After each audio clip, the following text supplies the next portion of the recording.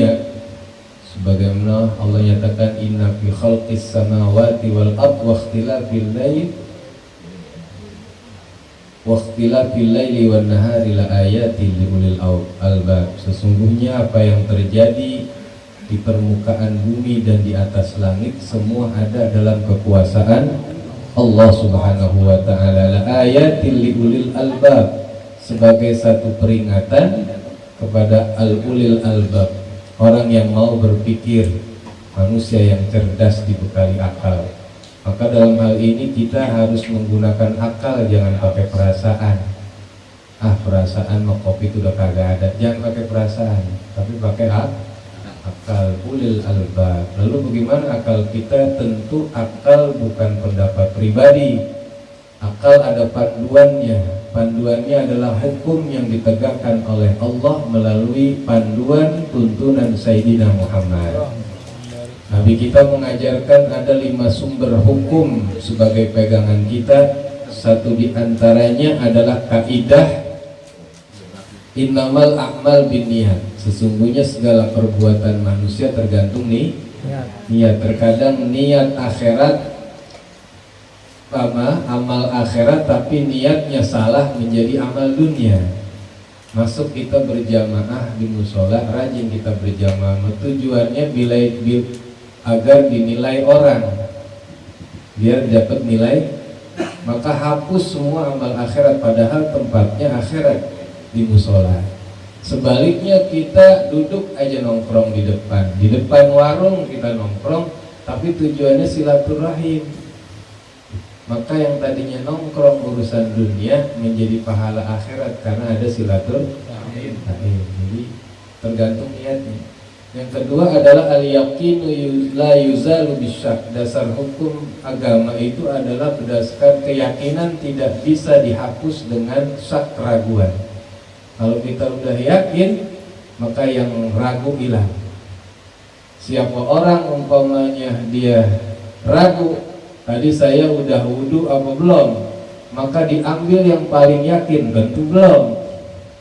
Yang diambil udah wudu apa belum, berarti ambil belumnya.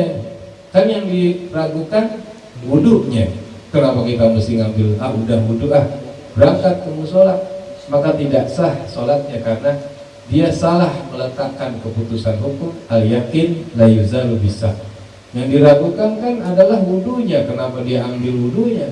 Jadi siapa yang ragu udah wudu apa belum, maka yang diambil belum. Karena yakin tidak bisa dihapus dengan keraguan.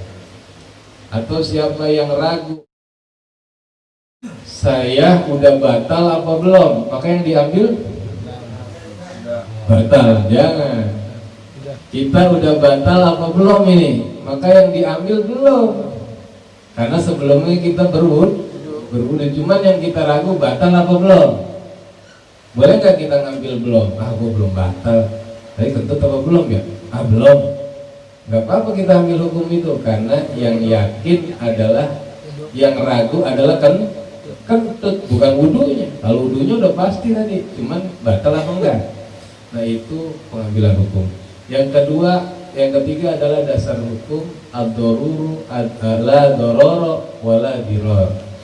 Janganlah engkau membahayakan dirimu sendiri, jangan membahayakan kepada orang. Nah, saya ingin katakan bahwa pengenaan masker itu bukan untuk melindungi diri sendiri saja, tapi juga untuk melindungi orang lain.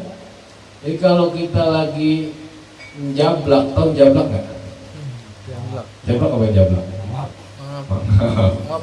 Ngomong jablak. Ini kan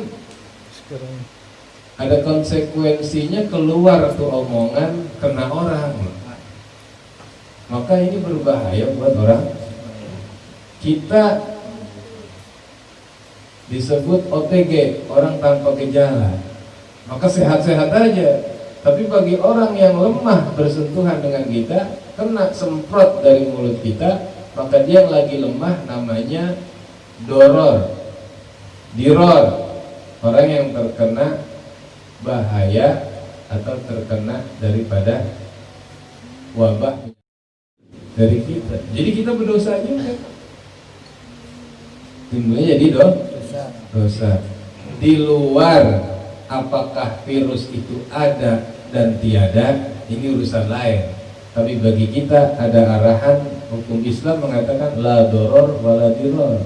Bisa jadi engkau tidak membahayakan pada dirimu, tapi kan bahaya buat orang lain. Makanya pakai masker. Di luar virus itu ada atau tiada, tapi kita berpegang pada ketentuan Al-Quran, inna fi khalqis samawati wa ikhtilafil lail wan nahar la ayatin liulil albab.